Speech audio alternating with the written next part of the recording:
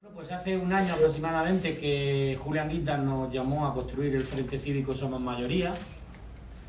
Desde aquella charla en Sabadell, a partir de la difusión de aquella charla, se empezaron a constituir los frentes cívicos en los territorios, en muchas localidades, muchas provincias, y de eso dio una organización que se ha llamado hasta ayer, que cesó y que culminó su trabajo, que era la gestora provisional del Frente Cívico.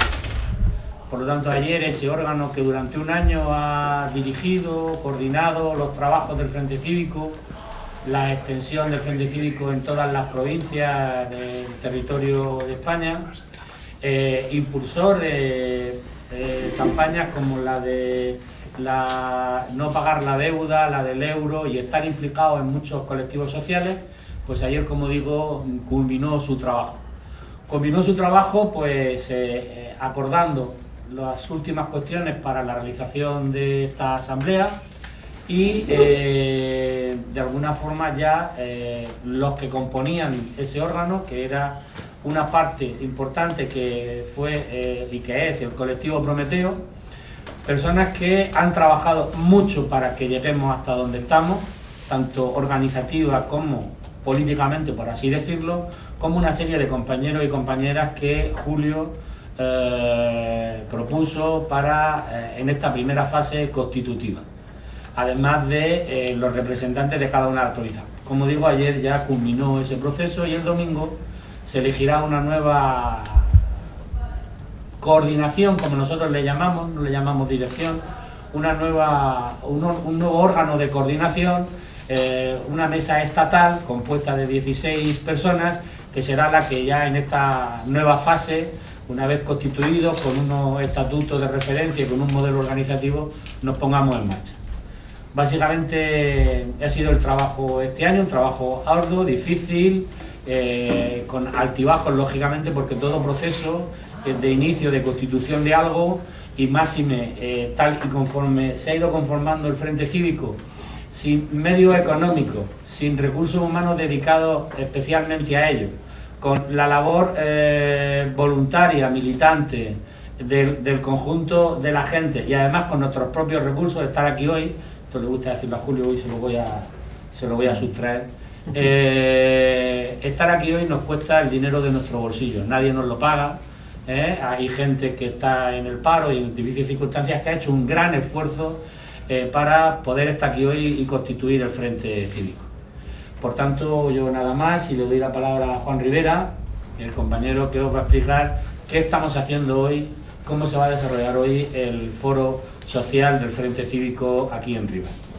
Bueno, desde la Comisión de Frente y Sociedad teníamos muy claro que esta jornada queríamos que en ella se plasmase lo que entendíamos como contrapoder que debería formarse en torno a la idea que plasmó Julio en su momento en Sabadell. El foro social de hoy es ese intento, un intento que tiene dos elementos básicos. Por una parte, lo decimos en el encabezado de una de las conferencias que le hemos puesto a Juan Carlos Madero, articulando resistencia. Es decir, el primer intento nuestro es que se articule, que ayudemos incorporándonos a todos los movimientos ya constituidos, estos desahucios, mareas ciudadanas, paros, campamentos de dignidad, ser capaces de, en esta primera ola que nos llega del neoliberalismo que nos está arrasando, ser capaces de contener. Y la segunda parte, una parte de ofensiva, una ofensiva que tiene dos variables. Por una parte sería las denuncias de situaciones como pueden ser las leyes electorales injustas, hoy va a haber una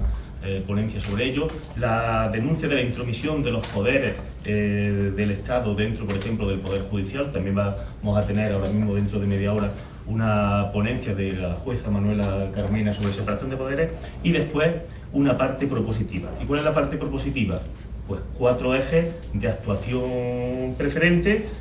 Por una parte sería el eje de la reivindicación del laicismo como un elemento esencial para una ciudadanía que pueda convivir libremente, sin uno de los ejes. Otro elemento para nosotros básico es la recuperación de la soberanía económica. Acaba de desarrollarse la ponencia de Pedro Monte, Manolo Monereo, en torno a lo que sería la recuperación de la soberanía económica, crisis y salida del euro, y dos elementos que ponemos sobre la mesa y que van a salir con fuerza. Por una parte, un intento de ILP nacional en torno a la renta básica. Hay que decir que ya los compañeros de Cataluña están trabajando desde hace unos meses el tema de la renta de garantía ciudadana. Y por último, un contrainforme, que supongo que a partir de esta semana se presentará, articulado, gestionado por Juan Francisco Martín Seco, un contrainforme que haga frente a ese famoso informe que esos presuntos expertos de las pensiones, incluyendo algún que otro economista de Comisión Obrera, que seguramente no sabía ni dónde estaba, pusieron sobre la mesa hace una semana. Un contrainforme donde se analiza desde un punto de vista totalmente distinto y con una calidad intelectual muy superior a los famosos expertos de las pensiones, un contrainforme donde pongamos sobre la mesa una idea de que las pensiones no solamente son sostenibles, sino que se pueden tratar de otra manera. Todo esto es lo que se ha articulado hoy en torno a lo que sería el foro. Todos los ponentes que han venido lo han hecho, como acaba de decir el Ginés, desde el punto de vista de su participación voluntaria. Simplemente hemos tenido que pagar un billete de AVE a una persona que estaba en paro. Eso es el único coste que hemos tenido los ponentes, y todo ello lo cerraremos con la ponencia de Julio Anguita, Ética y Política, donde también nos volveremos a recoger lo que el Frente Cívico Somos Mayoría pretendemos ser. Bueno, seré breve porque yo prefiero que ustedes pregunten. Ayer se aprobó una resolución casi por unanimidad, creo que tuvo solamente una abstención, ningún voto en contra, que será llevada mañana al plenario. En esa resolución podrán ustedes encontrar de una manera muy apretada, muy resumida, lo que ayer empezó a ser la constitución del Frente Cívico. El eje fundamental es la acción, el despliegue en la sociedad en torno a dos vectores.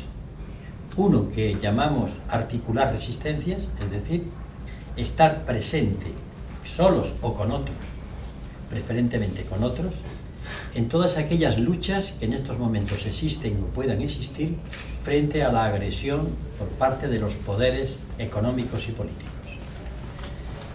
Quiero decir que allá donde haya desde un desahucio a una movilización por el tema de las pensiones, el tema del paro, la cuestión de la juventud, allí nuestro Frente Cívico tiene que estar. Tiene que estar, y si hace falta no figurar en un momento, no importa. Lo hacemos con voluntad de ir uniendo. Hemos asumido la idea de que lo nuestro es procurar que se vaya conformando ese contrapoder. Y si alguna vez tenemos que renunciar al protagonismo, encantados. Porque optamos en esa articulación de resistencias, porque todo eso que se está moviendo y que no asume la situación termine uniéndose. Pero después hay una línea propositiva, no solamente es la articulación de resistencias. Una línea propositiva que comenzó con el nacimiento del Frente Cívico en torno a los famosos 14 puntos que ustedes conocen, pero que después se ha ido derivando o ampliando su esfera de desarrollo en torno a 3 puntos muy importantes. Uno es la cuestión de la deuda, otro es la cuestión del debate sobre el euro y otro es el tema de las pensiones. Sin demérito que pueda producirse otro tipo de acciones en esta línea de contestar la actual política que viene de mano de los poderes, y repito, de los poderes económicos que se trasladan a los poderes políticos como fieles mantenedores del sistema. Junto a esto, aprobar esa línea de trabajo, lo que queríamos decir es que nosotros somos básicamente una propuesta organizada. No pensamos organizarnos para, sino que la entidad de lo que somos necesita organizarse, pero partiendo de elementos positivos. Repito, articular las resistencias y la cuestión propositiva. En torno a eso, la vocación nuestra de estar permanentemente en todos los lugares que haga falta, recomponiendo, uniendo, creando esa unidad que en un momento desembarque en lo que se puede llamar un contrapoder. Con un corolario final. En algunas manifestaciones y en declaraciones hemos insistido en la desobediencia civil. Creemos que ese es un objetivo en el momento en que ello sea posible, porque tenemos la fuerza necesaria.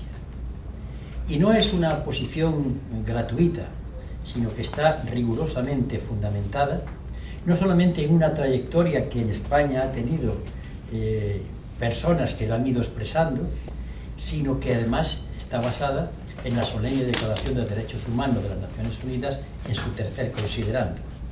Es que cuando los gobiernos no cumplen la función para lo cual se han sido votados, el pueblo, los ciudadanos, tienen el derecho de rebelión. El que utilizamos para ahora el tema de la desobediencia civil. Y quiero decir con esto que nuestras cartas son claras, no ocultamos nada, lo decimos con toda sinceridad.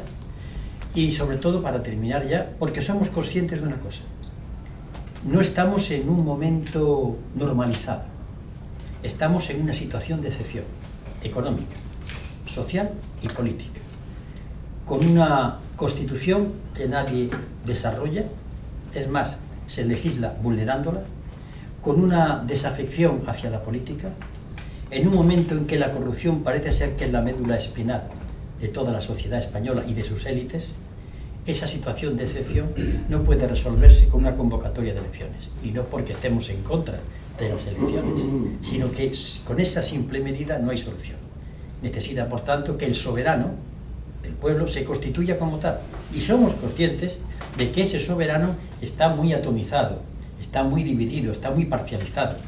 La tarea nuestra es pasar de esa realidad de la mayoría en sí para la mayoría para sí, es decir, gente ya con conciencia y responsable, y a su vez sea consciente de lo que puede poder, de lo que puede hacer.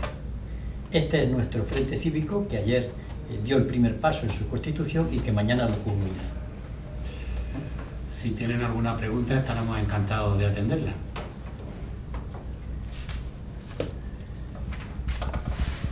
Sí. En principio, ha dicho el señor Anguita que no tienen vocación de, o entendido por lo menos, que no tienen vocación de protagonismo.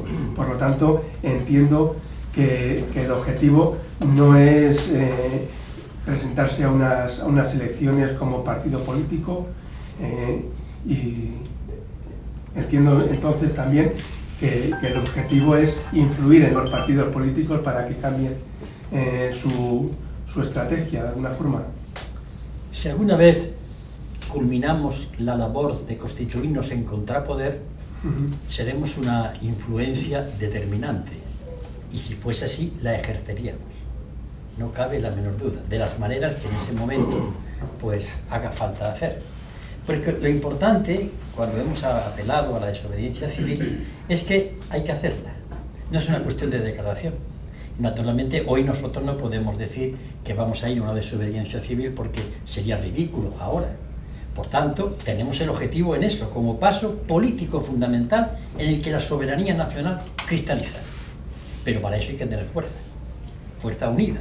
Y en ese momento damos el paso. Por eso ahora mismo lo nuestro es una acción como la Penélope, sin que desteja por la noche, sino que está permanentemente tejiendo con mucha humildad, con mucha serenidad, con mucha tranquilidad, haciendo renuncias incluso a aparecer. Es decir, desde la humildad y desde huir de la imagen de narcisismo que muchas veces nos afecta, sobre todo en el campo, podríamos llamar, amplísimo de la izquierda, de estar pendiente de la declaración grandilocuente, de estar pendiente de cómo posamos para la posteridad. No, hay una renuncia permanente, menos a una cosa: a cambiar esta situación. Hay la renuncia. Porque si incluso se llega a una situación de contrapoder, y en el camino, para que ese contrapoder exista, consciente, tenemos que renunciar a la existencia, se renuncia. Porque el objetivo es ese. Creo que me he explicado. Una gran parte de la sociedad, las encuestas lo dicen, están absolutamente convencidos de que la clase política la clase política actual tiene que desaparecer entera, que es culpable de la situación, unos por acción y otros por omisión, por no haber denunciado, por no denunciar la situación que estaba ocurriendo o que está ocurriendo, que es una de las razones por las que han sido elegidos. ¿Eso piensa el Frente Cívico? Vamos a ver. En la historia, o al menos en la historia que yo he vivido, en la Villa y Corte, lo que se llama clase política había que sustituirlo por varias clases de políticos, porque ha habido algunos grupos, entre ellos el de Izquierda Unida y antes el PC y otros, que desde hace ya muchos años mantuvimos un discurso. Algunos, ¿no? Bueno, dentro de Izquierda Unida había una parte que no lo mantenía, pero ya está en su sitio. Ya está en el lugar donde querían estar, así que ya tranquilitos.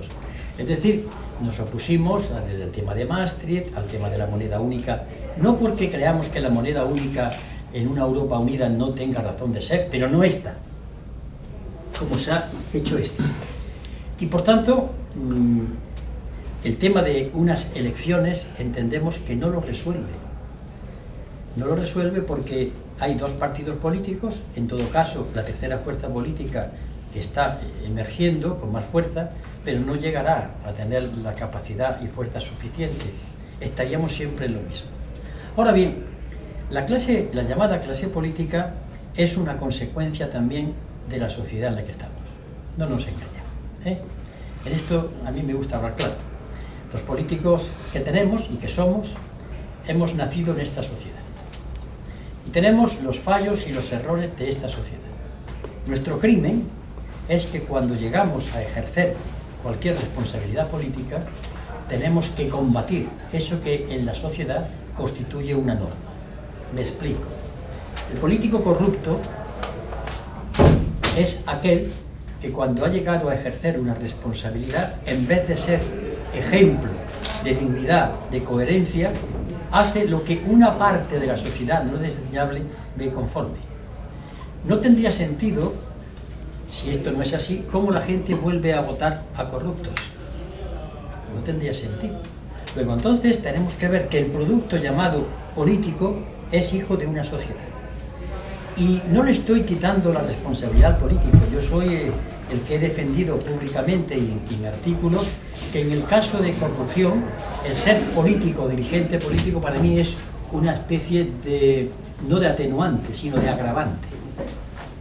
Pero una vez dicho esto, no me gusta ver que la clase política es algo aislado de la sociedad en la que está. No, es consecuencia de esa sociedad. Y su gran crimen es que cuando llegan a un lugar de determinado poder, no actúan de manera distinta. Porque nosotros, todos los que estamos en el ejercicio de la política, venimos de la misma sociedad. Aquí en esta sociedad está muy bien no pagar impuestos, hacen bien en robar porque yo haría lo mismo si estoy allí. Entonces, me parece, cuando se utiliza de que los políticos hacen esto y demás como si fuesen una casta aparte de malvados, no tiene sentido. Tienen su responsabilidad gravísima. Pero yo le pediría también a la sociedad que se hiciese la introspección. Porque en el momento en que la sociedad cambie una parte, sus valores, todo lo que la cohesiona, empezaríamos a cambiar las cosas. No me gustaría... Quiero decir que el entrar en un diálogo, ¿no? Pero lo que quiero decir es de... no se está convirtiendo el discurso o haciendo el discurso al revés. No digo que la sociedad tenga que necesite paternalismos permanentemente, pero evidentemente necesita referentes. Si ese señor, el diputado que está en el escaño, que todo Dios sabe que es un corrupto, el que está debajo, el de arriba del escaño, el de abajo no sabe que es un corrupto, aunque él no lo sea. Yo no digo que todos los políticos sean iguales, no lo digo. Pero, ¿por qué no lo denuncia? Entonces, lo que quiero decir es, ¿qué ocurre con el ciudadano? Si ese es un corrupto, ¿por qué yo no voy a intentar evadir impuestos todo lo que pueda? ¿O no pagar el IVA? Bien, el político, repito, responde a esa sociedad. La visión de que lo público es algo sin importancia está en el seno de nuestra sociedad. Y es una cosa, un problema ya multisecular. Pero vayamos al político. El político tiene que dar ejemplo. Bueno, vamos a ser claros. Hay políticos que han dado ejemplo de lo contrario. Y sin embargo, no fueron sancionados mucho su poder por las urnas.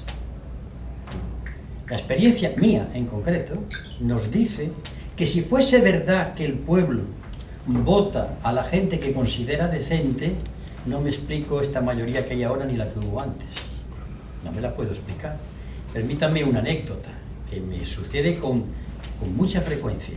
Un servidor se pasea mucho por mi ciudad, siento de buena copa, jugar el dominó, y la gente me habla. Y entonces suele repetirse la siguiente historia. Me pasaba incluso cuando estaba paseando por Madrid. Llega, se acerca el señor o la señora y empiezan los piropos, honrado, no sé qué, no sé cuánto. Y dice, pero yo no le voto. Automáticamente yo digo, hace usted bien. Usted tiene sus ideas políticas. Ah, no, yo no tengo ideas políticas. Y yo ya empiezo a soltarme. Usted está mintiendo. He dicho que miente. Porque si usted tuviese en cuenta la honradez, usted me estaría votando en mí, que acaba de decir que soy muy honrado. Entonces, esa hipocresía instalada en el seno de la sociedad debe ser también denunciada por el político. Y aquel que no lo denuncia es que ya está totalmente contaminado. ¿Qué estoy diciendo? Que la política en estos momentos tiene que tener eso que yo califico de don profético, no porque se coloque con los ojos vueltos viendo un futuro, sino profético en el sentido de decir las cosas como son, decir la verdad. Y ocurre que a veces decir la verdad no es aceptada por una parte de esa sociedad que prefiere vivir soñando a conocer la verdad. Lo están ustedes viendo, como ante lo que están viendo los ojos de la gente. Cuando han visto esos aeropuertos construidos en Castellón, en Ciudad Real, cuando cogemos este país que chorrea corrupción ahora y en la década en que yo ejercí como coordinador general y secretario general del partido. No olvidemos la corrupción de los años 90 y tantos y lo que pasó. Y los partidos políticos fueron castigados, en concreto aquel, muy levemente. Y ahora estoy seguro que hay unas elecciones y yo no digo que saquen el mismo número de votos, pero sin embargo el bipartidismo continúa asentado. Esto ya entonces es un problema de Estado y un problema de cultura ciudadana. ¿Cuál es el discurso que hay que hacer? Pues el discurso de la claridad. Y apelar al pueblo, apelar al soberano. Pero la primera condición es que el soberano que está disperso y atomizado se una como tal soberano, aun teniendo dificultades y diferencias.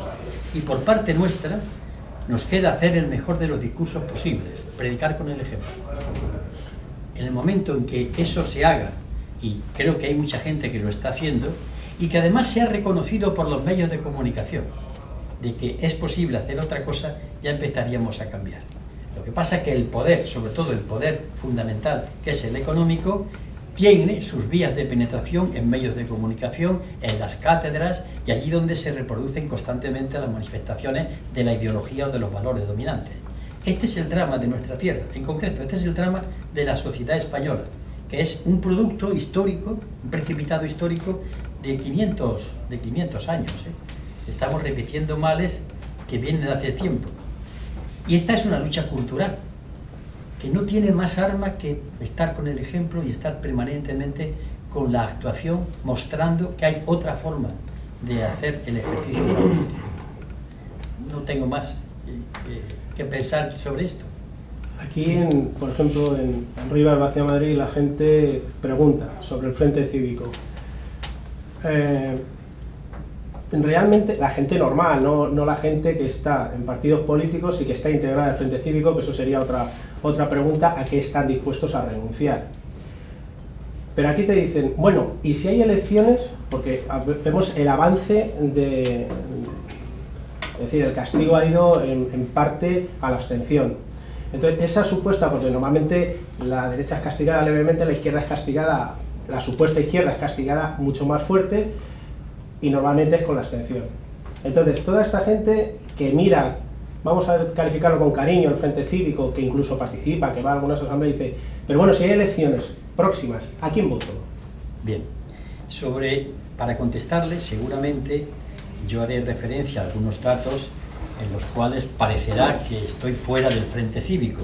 Tenga usted en cuenta de que tendré que improvisar una pregunta que, por cierto, me hacían cuando yo era candidato a la presidencia del gobierno, hace ya muchos años.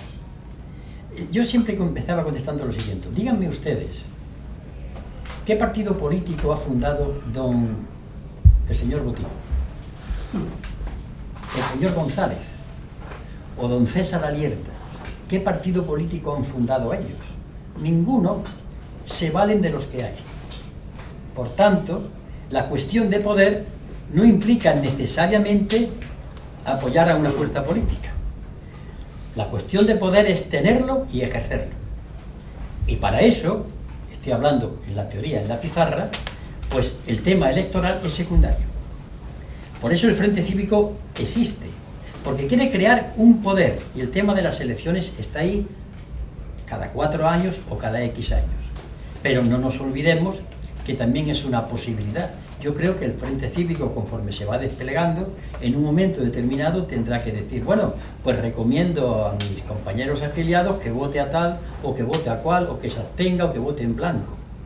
Ejercerá ese poder sin necesidad de tener que constituirse en partido político, por la misma razón que dije al principio. Don Emilio Botín tiene a su servicio al PSOE, al PP, a Convergencia y Unión, al PNV, y no ha creado ningún partido político. Pero ese es el poder. Nosotros aspiramos a ser un poder y ya veremos qué hacemos con las fuerzas políticas, si apoyamos a una, apoyamos a otra, pero eso lo veremos en un momento. Pero primero, como decía, dame una palanca y que mover el mundo. Dame el poder, que ya hablaremos. Ha hablado en varias ocasiones de la desobediencia civil. ¿Qué es lo que haría falta para que fuera posible y cómo se articularía esa desobediencia civil cuando fuera posible? Sobre esto no hemos discutido y voy a dar mi opinión, que es muy compartida, pero no la del Frente Cívico en su totalidad aquí como tal. Vamos a ver, lo primero es tener el poder, es decir, tener la capacidad suficiente para que la sociedad pese y esté cohesionada en torno a una serie de programas, de valores, que tienen como eje pues la justicia, la democracia, la cultura, y que como programa referente, ya lo hemos dicho en algunos documentos, tenemos dos documentos importantes. Uno, la solemne Declaración de Derechos Humanos de las Naciones Unidas, y después la Carta de la Tierra. Es decir, dos objetivos políticos de una enjundia tremenda.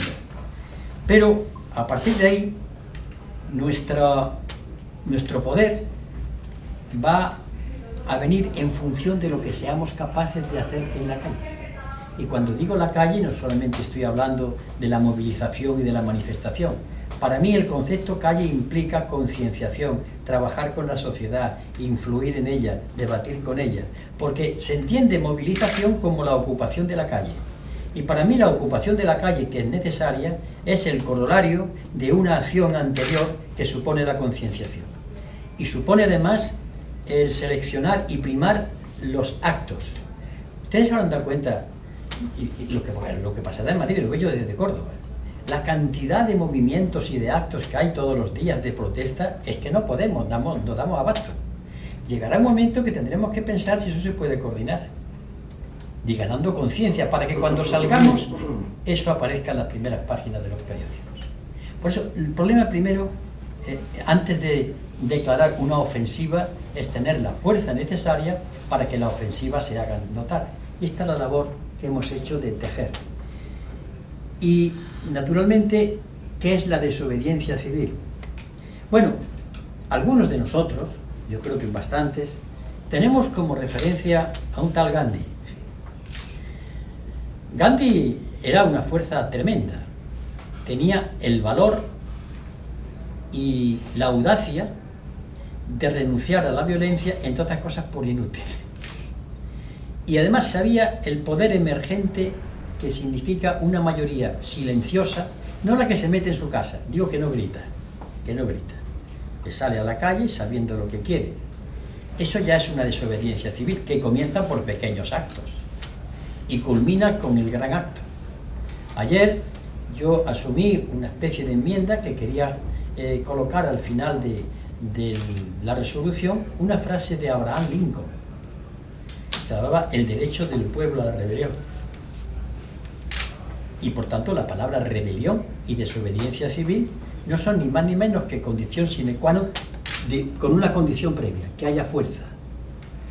Porque si no hay fuerza, toda la desobediencia civil queda embaladronada. Por tanto, ¿qué quiero decir? Que lo nuestro es crear conciencia, unir gente, repito, para ejercer ese poder en el momento que podamos ejercerlo.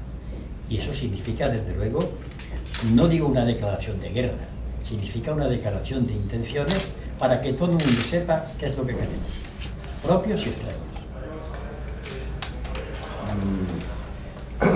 El objetivo es claro, pero pone dos condiciones importantísimas, ¿no? Que todos esos movimientos sean capaces de unirse y que luego después los medios de comunicación lo recojan debidamente y lo pongan en primera plana, decía usted hace un momento.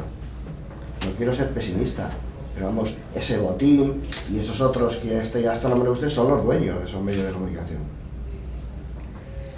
Bueno, vamos a ver. Yo tengo una pequeña experiencia de cómo, en cierta medida, hemos derrotado a los medios de comunicación. Una pequeña experiencia.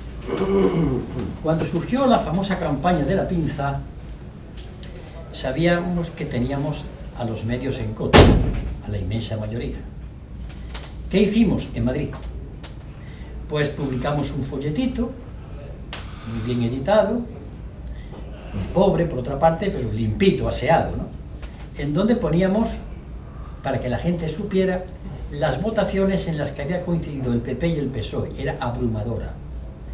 En las que habíamos coincidido el PSOE e Izquierda Unida, y la única votación que habíamos coincidido con el PP, que era sobre una cuestión de democratización. Ese folleto se hizo y se entregó a nuestra base. La puerta de los metros, la salida de las fábricas. Pasamos de 5 diputados en Madrid a 6. Hay algo que los medios no pueden llegar. Cuando la calle se ocupa, y no hablo de violencia, imagínense ustedes en Madrid, donde miles de personas a tal hora o en tal día se van a la boca de los metros con un pequeño pasquín, nada de insultar a nadie, con un lenguaje educado, cortés, informando un día, otro y otro, que sigan los medios de comunicación diciendo cosas. Hay algo que puede con ellos, el boca a oreja, lo que se dice en la escalera. Yo le llamo lo innombrable, crear un espacio al cual no llegan los medios, sino que llegan a través de esto. Lo que pasa es que entonces nosotros tenemos que renunciar a creer que solamente apareciendo en los medios podemos influenciar. Hay que estar. En concreto, yo cuando reclaman mi presencia ante los medios voy, pero sé que tengo que hacerlo por lo que pueda conseguir, pero que mi lugar es otro. Porque esos medios, independientemente de la intención de los profesionales, esos medios están defendiendo el papel de mi enemigo. Están defendiendo al poder, y yo soy consciente. Lo que pasa es que tengo que bailar en todas las pistas en que se me invite a bailar y con todas las parejas que se me invite a bailar, pero siendo consciente de con quién bailo en cada momento y lo que yo busco. Ese sistema, tenemos en España muchos ejemplos. ¿En qué ha consistido la capacidad de movilización de un Herri Batasuna? En la calle, en un momento. ¡Pum! Eso ha influenciado.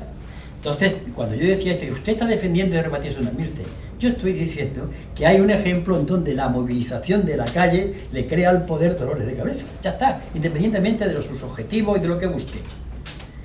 Ahí es donde estamos nosotros, donde tenemos que estar, en esa zona en donde el poder va echando anclas. Hay una parte que usted me ha dicho que desde luego incita a una reflexión. Pero ¿podremos conseguir que tanto movimiento se pueda alguna vez organizar? Yo parto de un principio, pero vamos, es muy mío. Creo que a veces en la izquierda, y cuando hablo de izquierda no hablo de la estampilla o del sello que nos ponen el de izquierda. Hablo del movimiento amplio que no está de acuerdo con lo que hay y tiene otros valores. Pecamos de narcisismo. Cualquier movimentillo, se creen que somos el ombligo del mundo. Ven las siglas como el fin en sí mismos. Y creo que esa cultura del narcisismo tiene que desaparecer. Yo creo que tenemos que estar enamorados del objetivo de crear el contrapoder. Y en nombre de ese amor, tenemos que renunciar a ser protagonistas o a visualizar el protagonismo a través de unas siglas. Eso para nosotros es fundamental. Porque si cuando nos relacionamos con otros colectivos, empezamos a exigir que la cuestión de siglas, que yo estoy primero porque tengo más, nos hemos equivocado. Ustedes saben que cuando van, muchas veces yo he visto muchas en Madrid y en Córdoba, cuando se convoca una manifestación, yo he contado que hay más siglas que asistentes. Bueno, eso hay que acabar con eso. Ahora, me dirá usted, eso es difícil. Yo le diría, como en plan andaluz, la tira de dificilín, la tira, pero no tenemos otra cosa. Si no hay más preguntas, podemos dar por concluida la rueda de prensa, agradeciéndoles que nuevamente que estén aquí presentes con nosotros. Y nada, pueden bajar por ahí las salas que están los compañeros debatiendo en 4 salas alternas hay un montón de debates sobre temas interesantes como ha explicado. Muchas gracias. Gracias.